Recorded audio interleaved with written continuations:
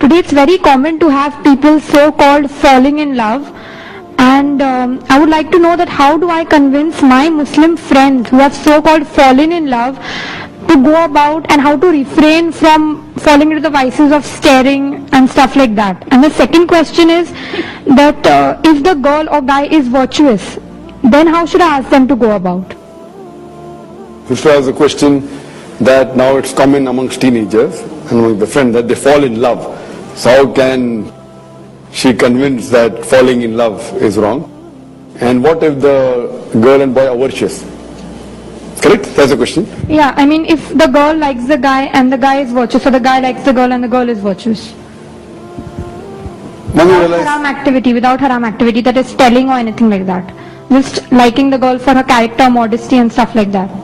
First thing, that normally when teenagers fall in love, normal style, so how can you convince it's wrong? And on the other hand, if they are virtuous, then is it allowed without staring, without haram, is it allowed or not? First, the general category of falling in love, how does it come about? It comes about by breaking the hijab level. It's not like that, sometimes wonder, why is this girl choosing this boy? The boy is so ugly. And so, this girl is so ugly. So it is when you talk, you start liking things, it may be weird. So therefore, interaction, too much unnecessary interaction between the opposite sex is to be prevented. Not that you can't speak, but if you speak to opposite sex, you have to lower your gaze. So all these things happen because of not following the hijab level. Maybe the girl is not wearing the proper clothes, Islamic clothes, or the boy is not wearing. Or maybe they are wearing Islamic clothes, but the clothes per se is not only hijab. That is one aspect of hijab, the extent. The extent, it should be loose, it should not be glamorous, it should not resemble the opposite sex, it should not resemble the non-Muslim. Besides the clothes, the way you talk, the way you walk, the way you behave, the way you think, all this comes into hijab. Just by wearing a clothing hijab, and if you don't talk properly, how are you? Well, very good, very good. There should not be too much compassion. So automatic, whether you are wearing hijab, how are you? There's so much of depth and so much of modulation and so much of love in the voice. The talking is not Islamic. That doesn't have to be stern always, it has to be normal. Same thing the way you walk. You may wear a hijab and you may not walk properly. The way you think. You may wear a hijab and you may stare and you may think, whatever it is. There's bird watching going on in schools and colleges. So talking, walking, thinking, heart, niyat, everything put together. So when the hijab is broken in any of these aspects, there are high chances that infatuation will come. And that's how Allah subhanahu wa ta'ala, our creator, Almighty God has made us. If you keep on talking opposite sex and nothing happens to you, then you require a psychiatrist. If you keep on talking often to an opposite sex and say, I talk but nothing happens to me, so you require a psychiatrist. Something has to happen. There's something wrong with you. If you follow Islamic principle, lowering the gaze, saying to it in the hijab level, then nothing happens, that is fine. You're not a normal human being. You keep on talking, hello, hi, shaking hands, comment, pinching, everything goes on. So these things, that's the reason then you fall in love. Now, in these cases, in colleges and schools, the criteria for love is far away from the Islamic criteria. 99.9% it is not virtue. If it was virtue, one of them would have stopped. Maybe he is virtuous but not very virtuous, but alhamdulillah better than the others, and yet he may fall in love. That's possible. He may not be able to tempt the feeling. If the hijab, the girl or the boy has a little bit lowered and they get into that infatuation, attraction, and yet they may be virtuous but not totally. There's nothing like love before wedding in this sort of cases. So nothing like LBW, LBW you have in cricket, nothing like love before wedding in Islam. Therefore I always say, it is more important to love the girl you marry than to marry the girl you love. It is more important to love the girl you marry than marry the girl you love. We have these Romeo and Juliet, Laila, Majnu, Shiri, Farad. And people say that if Laila, Majnu or Romeo and Juliet would have married, they have come to know what is the problem, they would have had in married life. So it's always more important to love the girl you marry than to marry the girl you love. Now coming to the second scenario, where sister has asked that there's a girl and a boy. Both of them are Islamic, both of them are virtue, but they fall in love. One side, two sides, she didn't say. One side. One side. Two sides is difficult, no? To purchase. So she takes on the one side, falling in love with the person, and the thing is there that Islamic, is it allowed? So if a person is a virtuous girl, she is not breaking any rules of the hijab, she is following all the hijab rules, talking, walking, everything, alhamdulillah. But she knows of a person who is also virtuous. And she is fallen in love. Is it accepted? It is accepted. Accepted that she desires to marry a boy who she knows of, who is Islamic, it's accepted. But it's not the love that you have in today's age. That is one-sided. The best is, if she knows that she should propose. Simple. She should propose Islamically. Maybe through her brother, through her father, through her uncle. Send the proposal. So if she's fallen in love, fine. That should not stay for long. Fine. As you said, teenage. Fine, teenage also no problem. On the higher side of the teen, no problem. Propose. Send the proposal. Don't wait for too long. You may never know, you may break the barrier of hijab. No, she's Islamic. She's not done anything wrong. She's fallen in love. Propose Islamically. If you don't propose, then there may be problems. You may not be able to maintain your hijab level. So she sends the proposal, and then if she's also Islamic, and he also wants Islamic girl, everything goes fine. If it doesn't, then leave it to Allah subhanahu wa ta'ala. Then if she's Islamic and if he has rejected her, then she should try and find someone who's more Islamic or less Islamic who likes her. So Islamically, if she likes someone on the basis of Quran and Sunnah, because he is virtuous, no problem, accept it. She has not breaking law of the Sharia. She should send the proposal as soon as possible. Don't wait. Send the proposal Islamically. Then we can have a meeting, have a talk, have a chat. If he accepts, alhamdulillah. If he doesn't accept, no problem. She finds someone else and he finds someone else. Hope that's the question. Assalamu alaikum. Wa alaikum assalam. I am the coordinator. Even I wish to ask a question. Sure, most welcome, sister. According to Islam, what are the important duties of a wife towards her husband?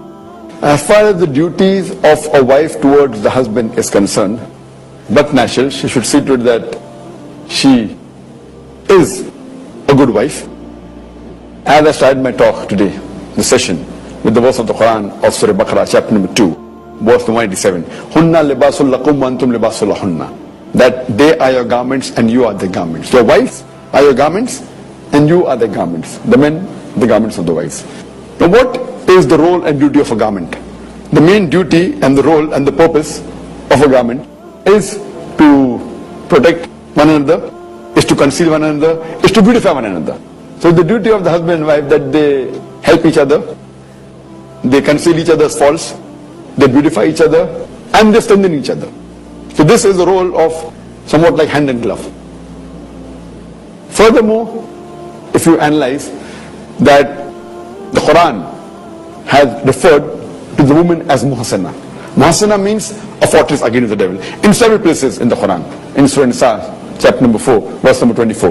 In Surah Nisa, chapter number 4, verse number 25. In Surah Ma'idah, chapter number 5, verse number 5. In Surah Nur, chapter number 24, verse number 4. In Surah Nur, chapter 24, verse number 33. In several places, the Quran refers to the woman as muhsana, who is a fortress against the devil. So it's the duty of the wife to be a fortress against the devil for the husband. Means she should see to it that she remains a muhsana for the husband, that she sees to it that she keeps the husband on the straight path. If you realize that the husband is deviating away from Quran and Sunnah with a little or more, you should be always present to see to it that to prevent him from deviating.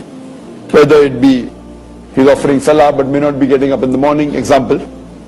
So you as a muhsana, see to it that you get up, keep an alarm, wake him up nicely, with love, with affection, get him up. So you are a muhsana. If you know he has some vices which he may have fallen into, so you see to it that you are compassionate to him. And with love, see to it that the relationship should be hand in glove. You should not be, oh, you're doing something wrong. Or the question is haram. Fine. So with love and affection, you should see to it that he's on the straight path. So these are the basic ones, hand in glove and being a muhsana. Furthermore, all the duties that are there, taking care of the husband, see to it that you obey him, and see to it that you get him closer to Quran and Sunnah. You have to follow almost everything what he says, unless those things which is against Quran and Sunnah, if he tells you, that's the only time you can disobey him. For example, if he tells you not to wear the hijab, that time you not follow him. But otherwise, if he tells you something Islamic, you follow. If he tells you something which is mubah, also you follow. So in this way, the duty of the wife is to keep the husband happy. It's the duty of the husband to keep the wife happy. It's not a one-way traffic, it's a two-way traffic. As it's the duty of the wife to see to it that she satisfies the husband, it is the duty of the husband to satisfy the wife. As I mentioned earlier, that the beloved Prophet ﷺ said that the best amongst the believers, that who is the best to his family, especially the wife. So it's a two-way traffic, and nikah is a marital contract. Nikah is a marital contract. It's an understanding between both of them. And how well they live, how well they understand each other, it all happens if you're close to the Quran and Sunnah. But see to it that not that you are only outwardly close to Quran and Sunnah. It should be inwardly. If a wife gives respect to the husband automatically respects the wife. If the wife does not respect the husband will not respect her. Even if the husband is bad, if the wife is good, the extra good she is, the more easier for the husband to come and be good to her. That's what the Quran says in Surah Anfal. That don't defeat your enemy, win over the enemy. If you win over the enemy, you'll never know that in whose heart was enmity would become your friend. That goes in generally, that also goes for the spouses. So relationship, sister, is more of a hand in glove. Hope that answers the questions. Assalamu alaikum. Wa alaikum assalam. My question is, if a husband and wife are staying together, they're married around 10 to 12 years, and these 10 to 12 years they're just staying with each other just for the sake of it.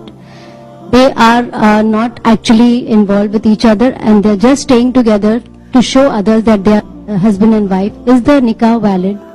Starts the question that if two couple, man and woman, are married with one another, they're staying for more than 12 years, but they aren't having a relationship, but they're just telling to show the world, is the nikah valid? Is nikah valid? Why should the nikah break? Nikah is valid. Whether they want to continue or not is secondary. Whether the good husband and wife is there, but the nikah is valid. Because they are married. If they did the nikah according to the Quran and Sunnah, the nikah is valid. They have not said talaq. Talaq is not that valid. Both may not be good husband and wife to each other, that's a secondary question. Because having relationship is not compulsory for the nikah to continue. Having relationship is not compulsory for nikah to continue. So they may not be good husband and wife, but the nikah is valid and they are yet husband and wife. Hope that answers the question. Assalamu alaikum. Wa alaikum assalam.